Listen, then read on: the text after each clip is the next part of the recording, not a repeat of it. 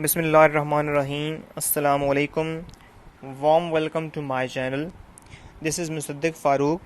I am Assistant Professor of English in Higher Education Department of the Government of the Punjab. I have got M.Phil in English Applied Linguistics, in which I got gold medal. You are watching the 11th lecture of this series of my lectures on literature and linguistics. As I mentioned in my previous lecture, I am going to alternate the sequence of literature plus vocab and then linguistics plus grammar. Today's lecture is very important. As you can see, we are going to gain some significant information on phonology, morphology, and as far as English grammar is concerned, pronouns. This is an appropriate sequel to our last lecture on linguistics and grammar. There we discussed properties of language, right? As you can see on your screen, properties of language. And then next we also discussed phonetics. In the part of grammar, we discussed nouns. Now before moving on, I want to request my viewers to watch the lectures online and not to download them, as it is becoming a discouraging factor for my motivation level.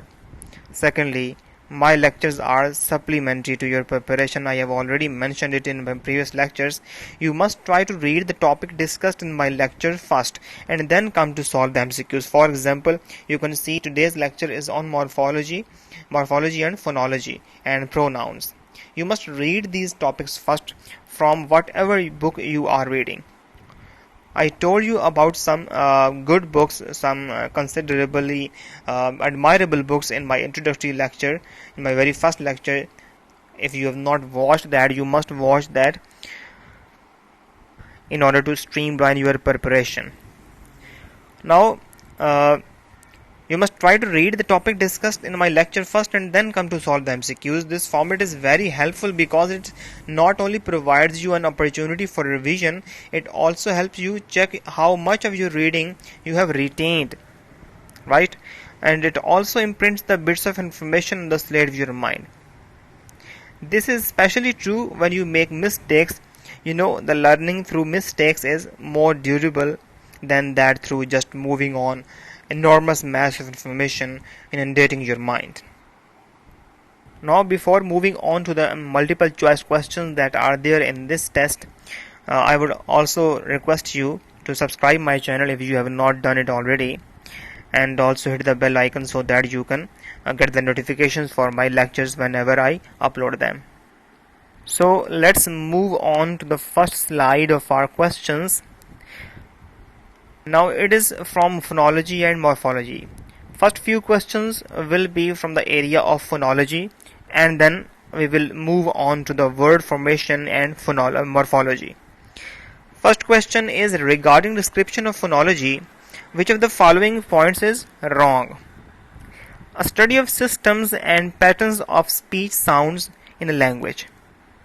Does it describe English phonology, a study of systems and patterns of speech sounds in language? Of course, it is true about phonology, so we can't say that it is wrong, right? We can't say that it is wrong. A study of articulation, production, and perception of sounds. Is it wrong? Yes, it is wrong.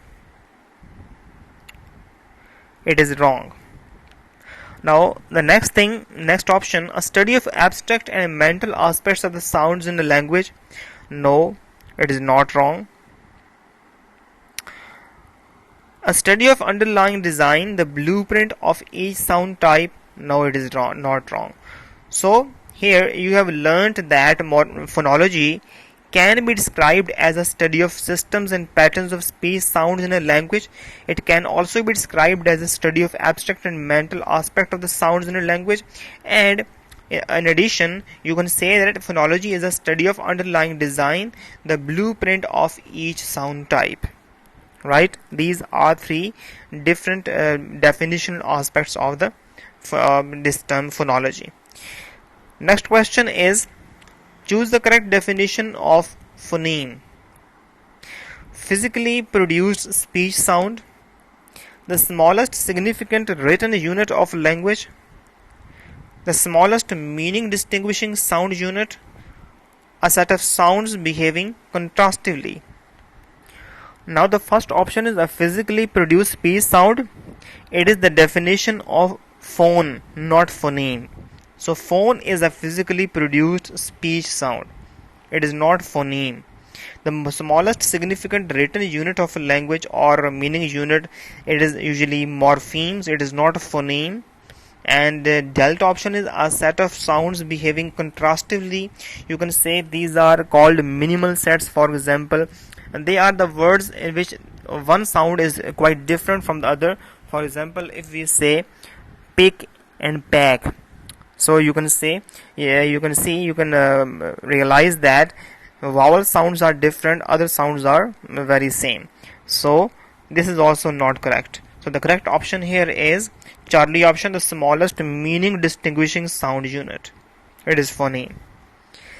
The next thing is, what statement does justice to the term allophone?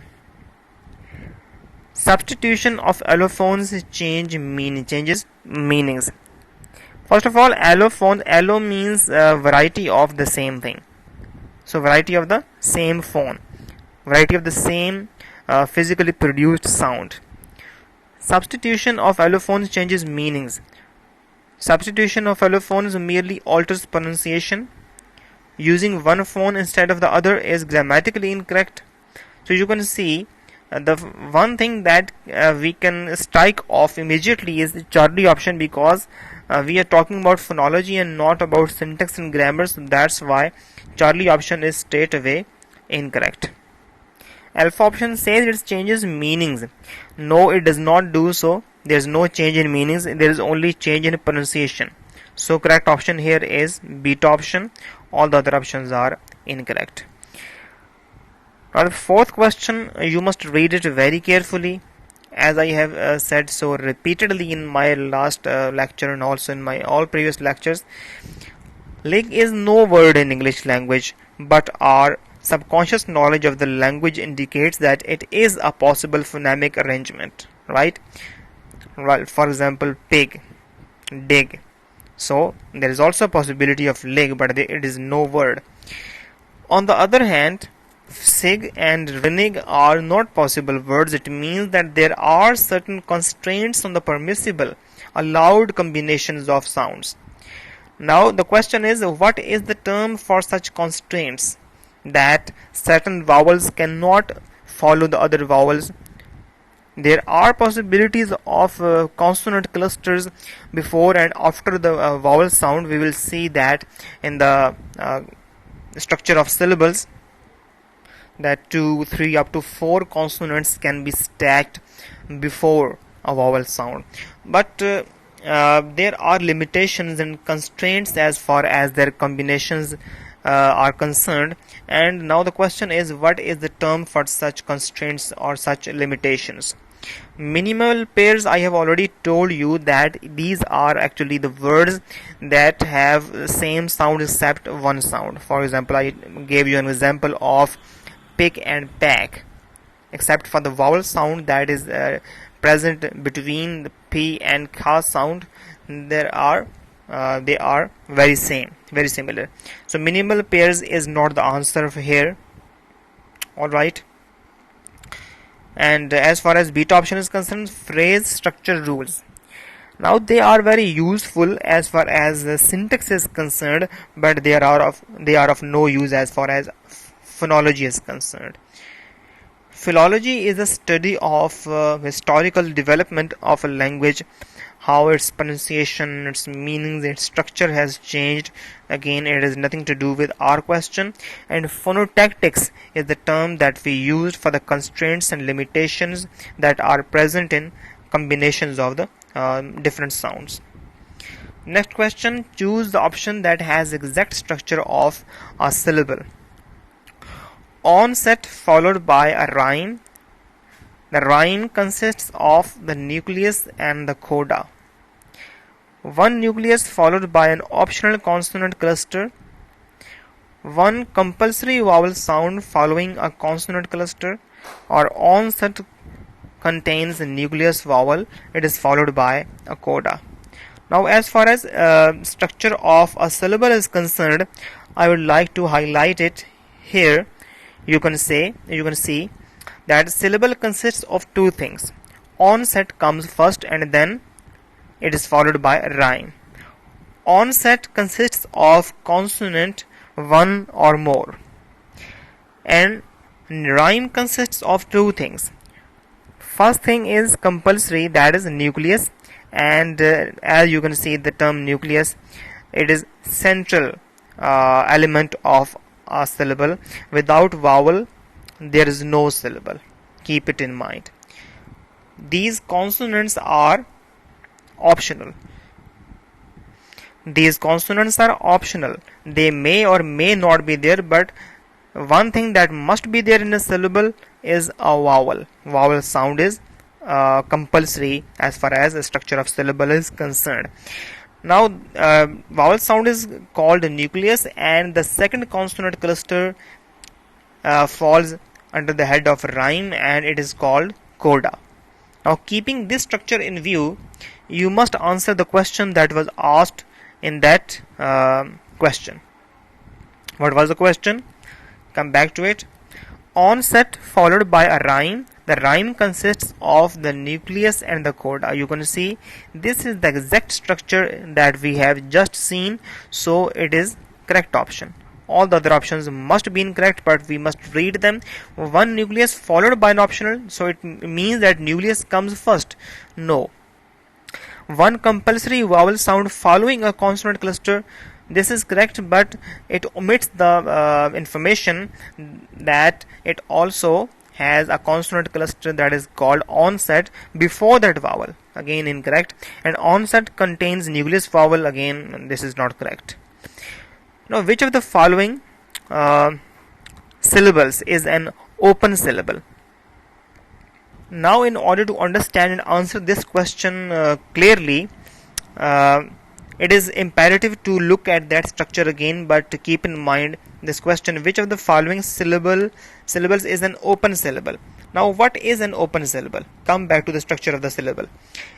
Keep in mind, if there is no coda, if there is no consonant cluster after a vowel sound, after the nucleus, it means that syllable is an open syllable. I have said that if there is no coda, if we remove it, it means that syllable will become an open syllable. Why? Because you can put a syllable, you can put any consonant cluster after that vowel and change that word completely. But if there is a coda already there, it means that consonant cluster has already been filled, and that syllable is not an open syllable. So open syllable contains no consonant cluster after the vowel sound. Come back to the question again. The question is, which of the following syllables is open syllable? So green, you can say there is a consonant at the end of this syllable. Green, no sound, n sound. It is a consonant. It means it is not an open syllable. Cute, last sound is t sound. E is there in the written form, but it is not being pronounced. You can realize it. Cute, last sound is tha, consonant sound. It is not an open syllable. There is a coda. Like, again, E is there in the written form, but it is not being pronounced. Last sound is like, kha sound. Consonant, coda is there. It is not an open syllable. Fee, last is long vowel sound. It means that there is no consonant at the end of this syllable, and you can add anything. Feet, right? Fees, feel, and so on. So it is an open syllable. This is our answer. The next question is, what is the process of not pronouncing a sound segment that might be present in the deliberately careful pronunciation of a word in isolation? Sometimes in conversation, if you read some phonetic transcription of a full conversation instead of a separate word, you will realize and you will feel that there are many sounds that are being omitted. Now, what is the term for that omission? The first is lesion, then elision, assimilation, ellipsis. Now, first option, lesion, is actually it is a medical term. It is a region in an organ or tissue which has suffered damage through injury or disease, such as wound, ulcer, or tumor. So it cannot be correct option here. As far as a lesion is concerned, it is correct option. And other options, assimilation, is actually combining different sound, not omitting. So again, not correct. And ellipsis is three dots used as punctuation marks. Again, not correct here.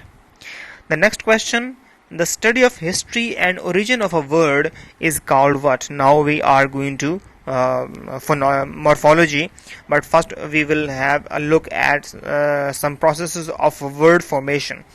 Now here, the study of history and origin of a word is called philology.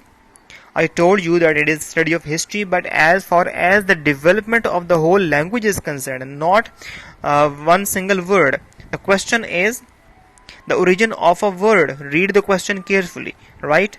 So this is the reason I always say that you must read the question carefully. Although study of history is also called philology as far as the language is concerned, but it is the study of a whole language, not a single word. So it is not correct option, philology. Etymology, yes, it is correct option. And archaeology, study of ruins, old civilization, remains of old civilizations, not correct option. Entomology is the study of insects. It is a branch of zoology and biology, and in general, again, not correct.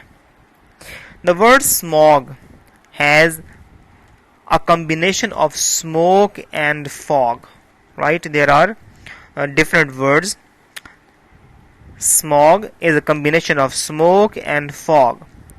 Now this process of a word formation is called clipping, compounding, blending, or back formation. Although all these processes are processes of a word formation, but first of all, clipping means shortening, right? Cutting a part of a word is called clipping. So this is not the option here. Compounding, for example, pocketbook, bookcase, and even the word itself, the back formation, the delta option is also compounding example. Blending, this is correct option here, right? All the other options are incorrect. Compounding is also not correct. Back formation is also not correct. The next question is, choose the exact example of word formation that illustrates the process of hypochorism. Now, hypochorism is a phenomenon that is a subtype of clipping. I have said that clipping is usually shortening a word. Now, for example, movie is a short form of moving picture, right? Aussie is a short form of Australian, or both A and B. But there is one little difference. The difference is that clipping is just a shortening. Fax, for example, is a short form of facsimile. The whole word is facsimile, F-A-C-S-I-M-I-L-E. Facsimile is the proper word, but the short form, clipped form, is fax. But there you can see there is no further addition. Now, instead of making just move, instead of moving a picture, there is also a further little addition, E. And instead of making Australian Aus, just they made it E. Again, E sound is there. So this is a form of hypochorism. Both of them are correct, but you cannot fill both the bubbles. So both A and B, this is the option that you will say it is correct. The next question is, which of the following forms of affixation is not found in the standard English usage? Right? Affixation. What form of affixation are there? Prefixation, prefixing, suffixing, infixing. These are called collectively affixation. Prefix are definitely there in English language, there is no doubt about it. suffix is definitely there. We have to choose the form of affixation that is not found in standard English usage. So infixing is something that is usually not found in standard English usage, right? How many morphemes does the word reopened contain? But before moving on, let me rectify this mistake. I think we have said that it was incorrect. It was correct option. Infix was correct option. The next question, we have read it. How many morphemes are there in the word reopened? Now, before moving on to the questions on morpheme, it is appropriate to look at the structures of morphemes. What is morphology, right? Morphemes are of two kinds, free and bound. Free morphemes are further subdivided into lexical morphemes and functional morphemes. For example, lexical morphemes are child, teach, table, right, man. All these are lexical morphemes that have their own meanings. Functional morphemes, they only perform grammatical functions. For example, and is a conjunction, da is an article determiner. Now there are also bound morphemes, and they are subdivided into derivational and inflectional morphemes. Derivational morphemes usually change the part speech of a word. For example, prefix usually do not change the part of speech, but they do change the meanings, and suffix definitely changes the part of speech of a word. And inflection morphemes are usually indicators of grammatical categories. For example, this apostrophe plus s is used for making the genitive or possessive form of a noun. And this is a past tense. For example, work and then worked, past tense. Grammatical categories are indicated by these inflection morphemes. So this is on the whole structure of morphemes, and you have to keep it in mind while solving the questions on morphology. So the question here is, how many morphemes does the word reopened contain? You have to first find out the stem. Stem is the main word that cannot be further subdivided. There are no further inflectional or derivational morphemes if we isolate that stem. 2, 3, 4, or 5. Let's analyze this morpheme reopened. This word, sorry. There are more than one morpheme here.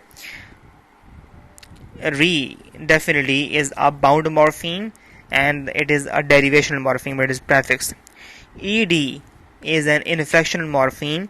It changes the tense of that open verb. So open, now it cannot be further subdivided. It means that there are three morphemes. Open is a free morpheme. There are two bound morphemes, re and ed. Re is a derivational morpheme. Ed is an inflectional morpheme. So on the whole, there are three of them, right? This is the option beta. How many bound morphemes are there in the word carelessness? Now I told you that you will go on to analyzing the morphemes in a word until you reach the point where you cannot subdivide that isolated word. So care is a word that cannot be further subdivided. Alright, care cannot be further subdivided. Less and then ness. There are two bound morphemes, both of them are derivational. So this was the question, how many bound morphemes are there? So less and then ness. So two of them are there. There's no doubt about it now. Choose the word that has no inflectional or derivational morpheme attached to it. So you have to choose a word that is a stem in itself, that cannot be analyzed further into derivational or inflectional morphemes. That has only one morpheme in the simple words. First word is functional, but you can say function and then al. Function is a noun, al is a suffix, and it is making it an adjective. So there are two of them. It means that there is a derivational morpheme. It cannot be chosen. Ablution, tion, is it a suffix? No, it is not. You cannot say ablu and then shun. It is a whole word. So this is the word that contains no derivational, no inflectional morpheme. The next is transformation. So clearly you can say Asian is making the transform verb a noun, so there is a derivational morpheme.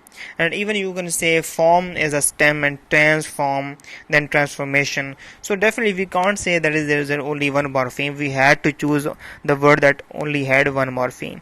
Historic, from history, it is historic, so again I see, making it an adjective. History was a noun, now historic is an adjective. It does definitely have a suffix that is making it a word that contains two morphemes.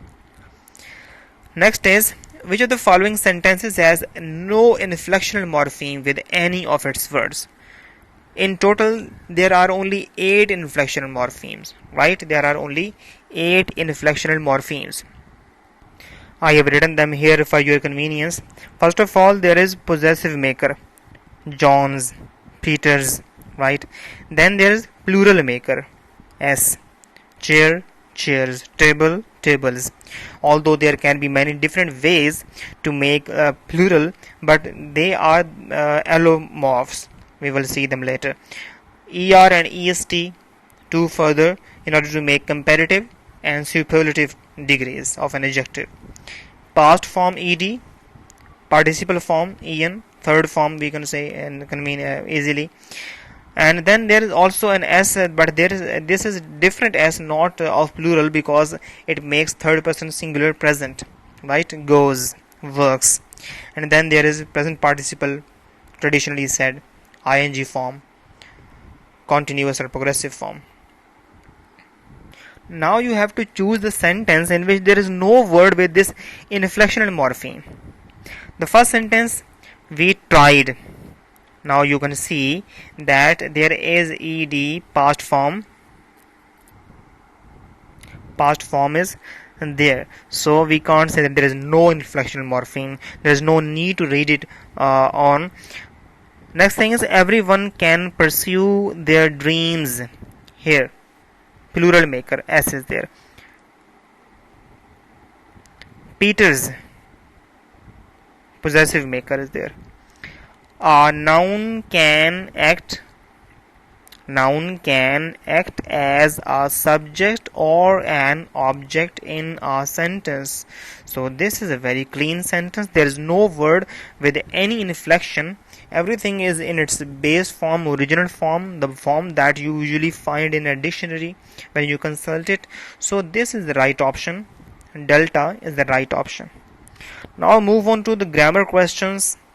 We will discuss pronouns. Pronouns are the words that replace a noun in a sentence, and everything that is correct about noun is usually also correct about pronouns. The first sentence question, the pronouns my and mine both have possessive functions, but they cannot replace each other in a sentence. Choose the appropriate reason. Why can my not replace mine and vice versa? My is a possessive pronoun and mine is a possessive determiner or possessive adjective as far as traditional grammar is concerned. Determiner is also a right term. It is used in modern grammar. But this is not the correct reason, because my is not a possessive pronoun. It is a possessive adjective or possessive determiner. So this is not the right option. So as I have said, my is a possessive determiner and mine is a possessive pronoun. This is the correct reason, because if we say determiner or adjective, definitely it must precede a noun. It must be followed by a noun. So my bag, right? My laptop, my lecture, but not mine lecture. It is determiner. It must have a noun in front, after it. So my bag, my laptop, my lecture. It is correct. My is in genitive case. Incorrect. We have already discussed that it is possessive case. Again, mine is generally avoided due to its rarity in standard English. This is again not the reason. Choose a sentence that has no indefinite pronoun in it. Now as far as indefinite pronouns are concerned, There are many, and I advise you to consult some good grammar book in order to study the types of pronouns. We have understood their tactics. We is a personal pronoun. There again is a personal pronoun in possessive adjective case, possessive determiner case. So this is definitely a sentence in which there is no indefinite pronoun. Correct option. I will analyze every sentence in order to give you some information about the types of pronoun that are used there. Now, one is definitely an indefinite pronoun. Pride, oneself again. So it is not correct option. Someone again. The pronouns with one, thing, body. Right? Someone, something, somebody. Right? Nothing, no one, nobody. Everyone, everybody, everything. These are indefinite pronouns. Again, not correct option. Sorry, nobody is for infallible. Again, I have told you that again body, thing, and one was definitely indefinite pronouns. Nobody is there. So 18. Choose the correct sentence keeping in mind the usage of pronouns. Now, one of these sentences is correct, all the others are incorrect. First sentence, it is I who is being blamed. It is I, relative pronoun. Now, is must agree with I. So, this is the problem. This is incorrect sentence. It is I who am being blamed. Teachers like the students who are. Again, the problem is that students who are, you can see the same rule, that the antecedent of the relative pronoun must take its verb, just like in this sentence. So it is again incorrect sentence. The father wants a KG, kindergarten tutor, for his son who is 50. Now, son who is 50, again, the placement of this relative clause is problematic, right? This relative clause, who is 50, it seems that it is about son, and if the son is 50, why does he need tutor? This is the problem in meanings. So again, not correct. People consider John stupid, which is a good judgment. Now here, which is being used for the whole this clause, people consider John stupid, and this consideration is not a good judgment. So this is the correct sentence. There is no problem in this sentence. Question 19. Abraham hit Michael because he was not in his senses. What is the problem with the sentence? If there is a problem, you can also say that this sentence is incorrect. If according to you there is no problem in this sentence. Unclear referent of the pronoun he. Abraham hit Michael because he was not in his senses. He, who? He is used for a male referent, and Abraham and Michael both are males. So who was not in his senses? This is a problem.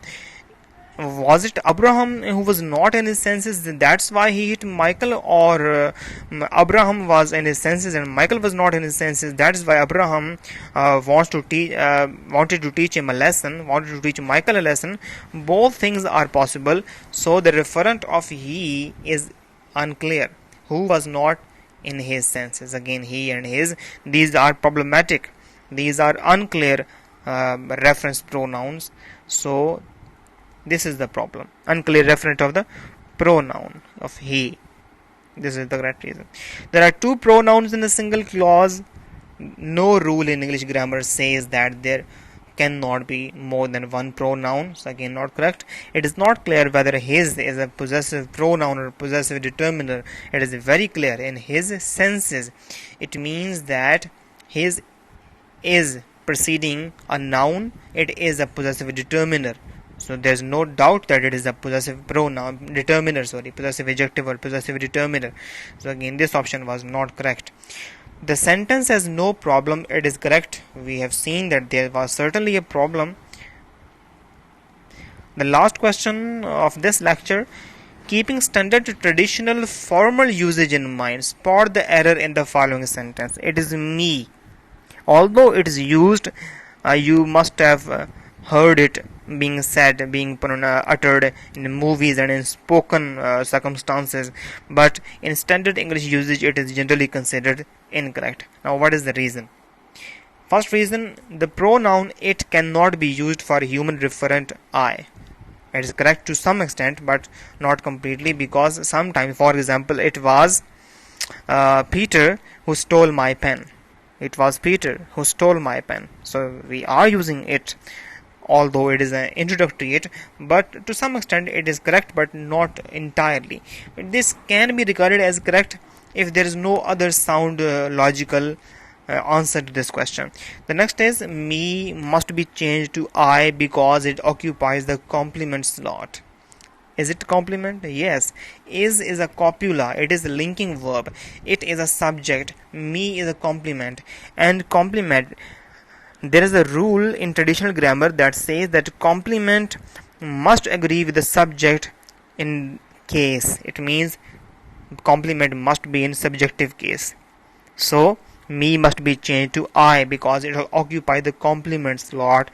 The complement and subject both must be in subjective cases. So this is actually the reason. It must be replaced by is must be replaced by M because it must agree with I. There is no such rule because subject and verb agreement is a rule, but verb and complement agreement is not any rule. So not correct. It is me is the correct usage. No. So again, this is also not correct. So this was today's lecture. If you have liked it, please do not forget to like it. Right, put a thumbs up below this lecture, and also do not forget to share this lecture with the other candidates who are in your contacts list. In the next lecture, we will discuss English literature and some vocabulary items. And as far as the English literature is concerned, you must read something about Edmund Spenser and his age, because most of the questions will be on Spenser. So till that lecture, goodbye, take care.